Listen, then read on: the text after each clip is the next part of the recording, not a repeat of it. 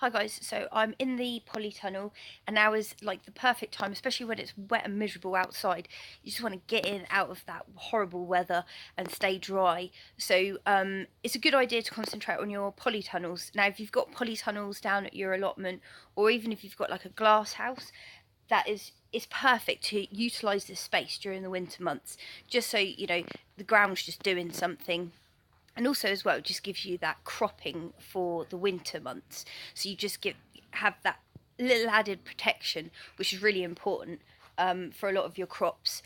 I don't have any heating in here, so this is purely, like the other day it got down to -5, which is really cold.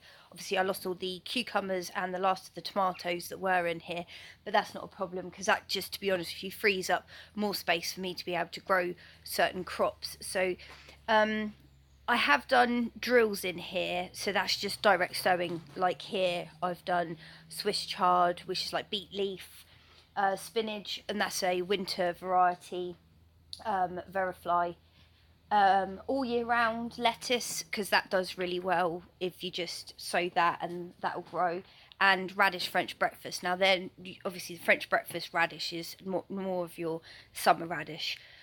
Obviously you can grow your winter radishes outside, like your long white icicle, and there's the pinky red variety, and you've got the Swartz and something, which is a black bull. They're your winter variety radishes to have outside, but they're sort of more of a meatier, like a radish that you'd grate into your food rather than the nice little tender ones. So I've got a row of French breakfast that I've done at the back there. So all of that over there and this on along this side, apart from the parsley and coriander at the back there that I direct sowed, all of this has been done in cell packs. So I just sow everything in cell packs to put it into the glass house, just so it's got a little bit of heat, and also it just gets the plant going, so there's less wastage with seeds. And then these just get whacked out into the ground as nicely planted. Obviously you can see down here I've got Lady Red, which is a pak choi. I've got the Tosaso and then the black, on the back I've got Glacier, another pak choi, Radicio, and then down the far end I've got Florence Fennel. So like they're mainly good summered, they're hardy crops, so you can have your hardier crops. They won't survive outside during the winter months, but in protection in your polytunnel or your glass house, because obviously a lot of these crops can be grown in pots or trays. So even if you've got a glass house that doesn't have any soil, you know, you can still grow some crops in your pots.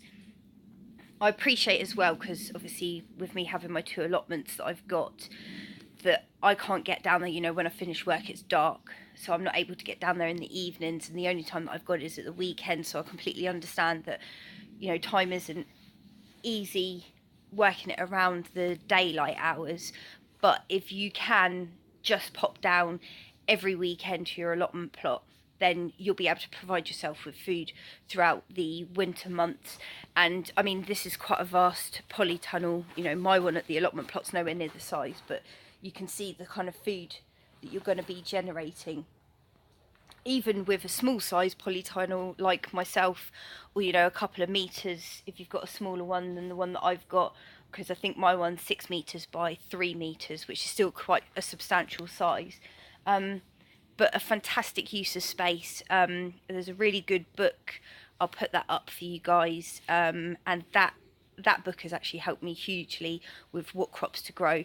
Also another thing, so just down here I've dug up the parsley from the veg garden.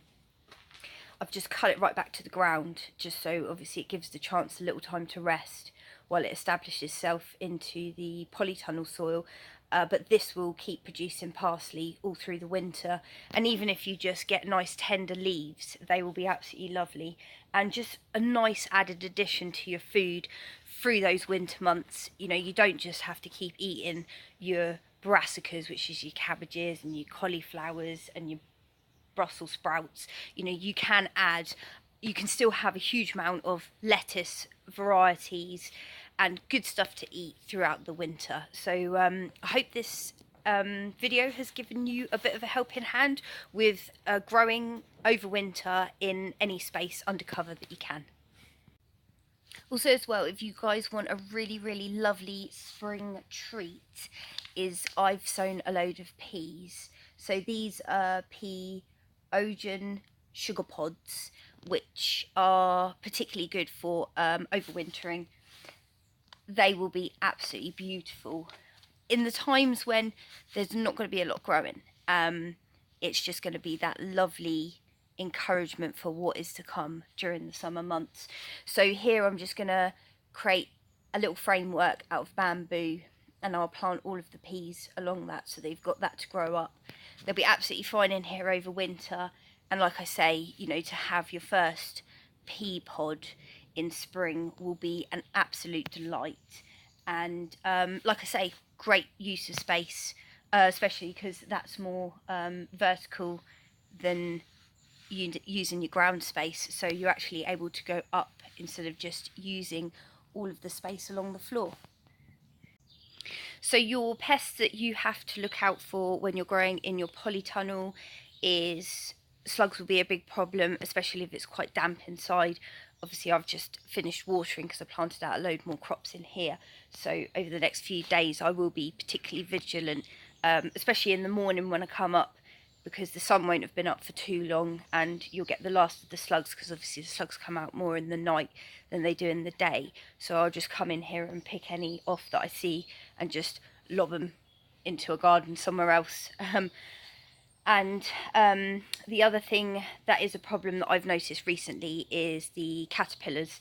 So you'll find that your leaves have been chopped off at the bottom, and your plants can actually sort of be like chopped. But if you just sort of dig around in the soil, you'll normally find them either curled up just below the soil. There won't be any more than an inch under the soil. And yet again, you know, just collect those up and just either lob them somewhere or put them in a bucket and drown them, or whatever you want to do. I just lob them. I don't really drown them. I'm not really into that, but it's each to their own. So it's just keeping vigilant. Obviously I'm 100% organic, so I'm a bit like, I lose some crops, I'll lose some crops. You know, it's a bit like fair game really. I've got a toad in here that I'm trying to look after, so obviously if I put anything down then I could affect his health and even get rid of him. So I try and let everything do what it needs to do. So with the toad being around, he's going to keep some of my pest problems down to a minimum, and we'll just work together as a little team. So this variety of lettuce extract 6, sorry about my pronunciation, so it's this lettuce that's growing here, is a particularly good one if you get green fly in your polytunnels, which can happen especially during the spring when it starts to warm up again. So look out for your varieties if you are particularly susceptible to any kind of pests.